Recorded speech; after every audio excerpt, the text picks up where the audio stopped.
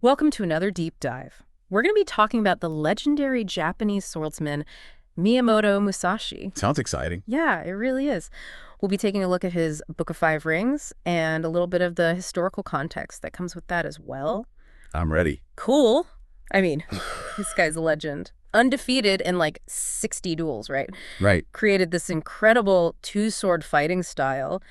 And a lot of people even today are using the Book of Five Rings, not for sword fighting, but for like running businesses and just kind of having that warrior-like philosophy in their life. Yeah. But can we really learn something from a 17th century warrior? I mean, we are in the 21st century. Well, I think so. Yeah. To understand Musashi's strategic genius, though, we need to understand the world that he lived in. Okay. Yeah, that makes sense. So imagine Japan in the late 1500s to mid 1600s. So it's a society that's transitioning from centuries of civil war, very brutal civil war, to this rigid order under the Tokugawa shogunate. Right, and that's where the samurai come in, right? With their Bushido code, their mastery of the sword. Right. And Musashi is a Ronin, which is a masterless samurai. He was a product of this era. He lived by the sword. But his pursuit of mastery in kendo, the way of the sword, went far beyond just fighting. It almost sounds like he was in search of something a little bit deeper. And like when I was doing a little bit of research on this, there's a big connection between kendo and Zen Buddhism. Very much so. And so was he trying to win duels, or was he seeking some sort of deeper understanding? You're absolutely right. Both kendo and Zen Buddhism, which were very much intertwined at that time, they emphasize this understanding of the true nature of things, achieving a state of no mind to act instinctively and decisively. And so for Musashi, mastering the sword was a path to mastering himself, and by extension, understanding the essence of strategy. Okay, that makes sense. Now we've got to talk about some of these incredible stories about this guy. I know. The first duel he had, I think he was only 13 years old. Yeah.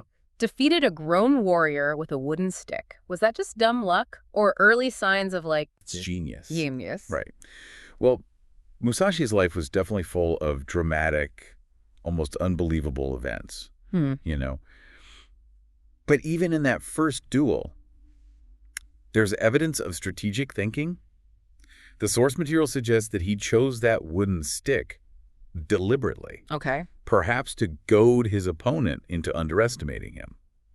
And this psychological tactic aligns with one of the principles that he lays out in the ground book, which is to use the enemy's weaknesses to your advantage. So he wasn't just some like angry kid with a stick. I don't think so. There was like calculated thought behind it. Precisely. Now, there's another story, and it's a little bit more infamous, and this was with the Yoshioka clan. Yes. And I think he dueled like the entire clan. Yeah. Or something along those lines. It's a great story. It is a great story, and one of them involves a young boy. What's the deal with that one? Because to me, that always seemed a little bit ruthless. It's often portrayed as this ruthless act, but if you examine it strategically, it becomes a very fascinating case study. Okay, so you're saying there's more to the story. I think so, yeah. Musashi knew that he was walking into a trap. Yeah. He shows up early, right? Hides, ambushes the kid. Right. He arrived early, and he concealed himself. And essentially, he was dictating the terms of that engagement, right? Right. He turned his opponent's planned ambush, because they were going to ambush him, into his own advantage. And this, again, is a key principle in the ground book, which is think of what is disadvantageous for the enemy and make this your advantage. So even in that situation where you would think, oh gosh, run away. Right. He's like, no, this is part of my plan. I'm using this. Exactly. It's a brutal example, but it highlights his commitment to strategy, even in the face of, overwhelming odds. And that's the thing about Musashi. This strategic brilliance wasn't limited to the battlefield. Okay. He saw strategy in everything, in art, in nature, human interactions. He believed that by understanding the underlying principles of strategy, one could achieve mastery in any field. So that's where the Book of Five Rings comes in, right? Exactly. It's almost like his manual for achieving this. Yeah. Not just in swordsmanship, but in life. Yeah. Now, I'm curious about the 5 books themselves. Okay. They're named after elements. Yes. Ground, water, fire, wind, and void. Right. What's the significance behind that structure? So each book builds upon the last. It's sort of taking the reader on a journey toward this deeper understanding of strategy. Okay. So the ground book lays that foundation, outlining the fundamental principles that apply to any situation. Water emphasizes adaptability, right? Like flowing around obstacles and taking the shape of any situation. Fire represents that heat of action, that moment of decisive commitment. Okay, so wind, I'm assuming, is being aware of different perspectives. So Exactly. knowing your enemy, but also knowing yourself. Exactly. Musashi actually studied various schools of swordsmanship, not just to defeat them, but to understand their strengths and their weaknesses. Mhm. And he believed that true mastery required that broad perspective. And then finally, void represents that culmination of it all, the state of no mind, where action becomes instinctive, effortless, almost spiritual. Okay, so it's not just about learning these techniques. It's about developing this mindset, a Absolute. way of seeing the world strategically. Yeah. And what's remarkable is that Musashi was able to articulate these complex ideas in a way that is both practical Hmm. and deeply philosophical. Hmm. He sprinkles the Book of Five Rings with these little, Little nuggets. nuggets of wisdom That's right, yeah. that can resonate even centuries later. Okay. Well, let's hear some of these nuggets. What are some of the teachings that really stood out to you? Right. Yeah, there's a lot of great teachings in there. One that sticks out to me is the way is in training, showing that commitment to practicing and always trying to improve yourself. Right. It's not just about talent, right? It's about showing up every day and honing your craft. I think that resonates even today. Absolutely.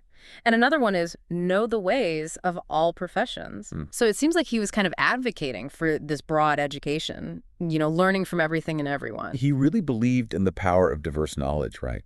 Understanding other fields and perspectives can provide invaluable insights for your own path, whatever that may be. Hmm. And this one I think is particularly relevant for today. The 21st century with information overload, do nothing which is of no use. Right. Right. It's about focus. It's about eliminating distractions Yeah. and being intentional with your time and your energy. It's like a samurai guide to being productive. Now, we got to talk about this two swords style. Okay. The Nito Ichiryu. I mean, everybody pictures Musashi with two swords taking on these multiple opponents. But was it just for show, or was there like a deeper strategic advantage to it? It was definitely not a gimmick. Wielding a long sword and a companion sword simultaneously gave him this unmatched adaptability in combat. So, he wasn't relying on brute force, but on maximizing his options, responding to any situation with the appropriate tool and technique. I mean, it's like having a toolbox with more tools in it. You're more prepared for more situations. That's a great way to put it. But I'm thinking about these fights, like in the Water Book. What are some of the specific techniques that he describes? He outlines these 5 strategic approaches, almost like combat frameworks, which could be adapted based on the situation. One, initiated from the middle attitude, involved meeting the opponent's attack head-on, but with the intention of deflecting it and exploiting that resulting opening. So not just blocking, Yes. but using their energy against them. It's almost like judo with swords. Yeah, it's a great analogy. He also talked about this idea of riding the opponent's sword, maintaining contact to control their movement and find an advantageous position. Wow, it sounds really difficult to master. It is. What else stood out to you? Well, this one's fascinating. The no design, no conception cut. What is that? Attacking with complete commitment, without hesitation, as if the mind isn't involved at all. A completely instinctive flowing motion. That's that no mind concept again. Ex- That pure, unhindered action. Yeah. And it shows how deeply intertwined his swordsmanship was with his spiritual beliefs. He also described techniques like the flowing water cut, where you're matching the opponent's rhythm, almost like you're dancing, then strike at the precise moment their defenses falter. Okay, so it's not just about the physical strength. It's about timing, reading your opponent, perceiving every move they're going to make. Exactly. And even more importantly, it's about mastering your own mind and emotions. Musashi believed that true swordsmanship required a deep understanding of yourself, your opponent, and the environment. He saw the bigger picture. Almost like playing 4D chess while everyone else was stuck in checkers. That's a great way to put it. It makes sense why his teachings have been studied by people beyond, martial arts. Oh, absolutely. Right. Business leaders, Eh. athletes, artists. Anyone looking to get an edge in their field can find valuable insights in his work. Yeah, I'm starting to understand why. But how do these ancient samurai principles apply to our modern lives? So let's take the 5 approaches as an example. Yeah. Imagine you're in this difficult negotiation. That principle of meeting an attack head-on to create an opening could translate to directly addressing a point of conflict. Right. Not to aggressively fight it, but to understand it better and find a solution that is mutually beneficial. So instead of shying away from those difficult conversations, you engage with them. but you engage with them strategically, looking for those openings. Yeah, that's the idea. Yeah. Or think about riding the opponent's sword. In a challenging conversation, it can mean actively listening, acknowledging the other person's perspective, and finding a way to gently guide the conversation towards common ground. Finding that flow, adapting to the situation, using your opponent's momentum to your advantage. Exactly. And remember Musashi's advice to pay attention even to trifles. In a negotiation, that could mean noticing subtle cues in body language or tone of voice, which could reveal hidden intentions or areas of compromise. I see. It's almost like being a master of nonverbal communication. Exactly. Yeah. And if you can pick up on this subtle cues, you can adjust your strategy accordingly and gain a significant advantage. So much of his wisdom seems to be about self-mastery, cultivating that warrior's mindset to face any challenge. You've hit the nail on the head. It's about approaching life with discipline, awareness, and that relentless pursuit of mastery we talked about earlier. Life is a battlefield, but you can win if you know the right strategies. And that's a powerful message.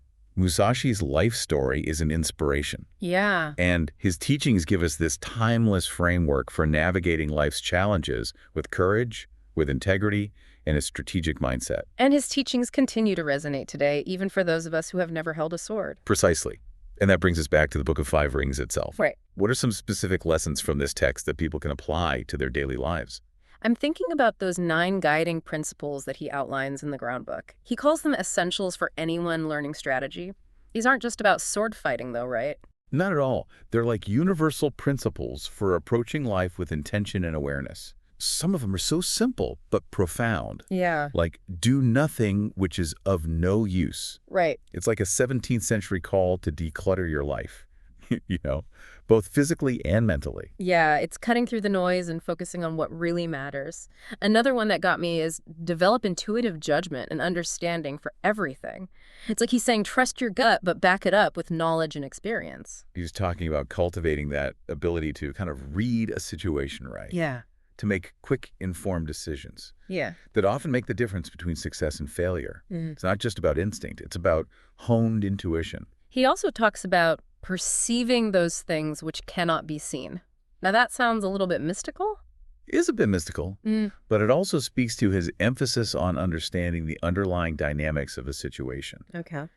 Reading between the lines, being aware of the subtle cues, the unspoken motivations that drive people's actions. It's not just what people say or do, but why they say or do it. Exactly. It's like being a human lie detector, but for strategy. You got it. And Musashi believed that this ability to perceive the unseen was crucial for effective decision-making, whether on the battlefield or in the boardroom. Okay, so how do we apply these samurai principles to our everyday lives? I mean, can you give me some concrete examples? Absolutely. Let's say you're facing this difficult negotiation at work. Musashi would tell you to know the ways of all professions. That means understanding your counterpart's perspective, their motivations, their strengths, their weaknesses. It's like doing your homework before you go into battle. Exactly. He'd also advise you to distinguish between gain and loss in worldly matters. Be clear about your goals.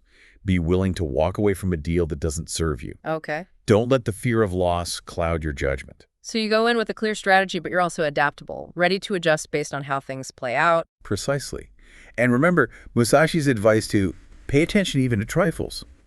Those seemingly small details often reveal a lot about your opponent's true intentions. Yeah. A slight hesitation, a change in tone, a fleeting expression. These can be incredibly valuable clues. It's like becoming a master of nonverbal communication. Exactly. And if you can pick up on those subtle cues, you can adjust your strategy accordingly and gain a significant advantage. So it seems like a lot of Musashi's wisdom is about this self-mastery. Yeah. Cultivating this warrior's mindset to face any challenge. You've hit the nail on the head. It's about approaching life with discipline, awareness, and that relentless pursuit of mastery that we talked about. He's basically saying life is a battlefield, but you can win if you know the right strategies. And that's a powerful message. Musashi's life story is an inspiration, and his teachings give us this timeless framework for navigating life's challenges with courage, with integrity, and a strategic mindset. Musashi's legacy is really about so much more than just the battlefield. It's about personal growth, self-awareness, and that constant pursuit of excellence.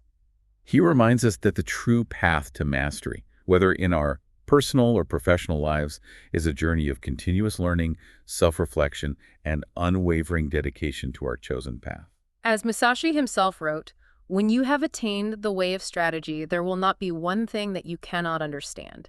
So he challenges us to find the ways that we're striving to master and to approach them with the same dedication and strategic thinking that he brought to swordsmanship. What a powerful thought. What ways are you striving to master? Hmm. How can you apply Musashi's principles to your own journey? Something to think about. Definitely. It's been a great deep dive. Thanks for joining us. The pleasure was all mine. Until next time.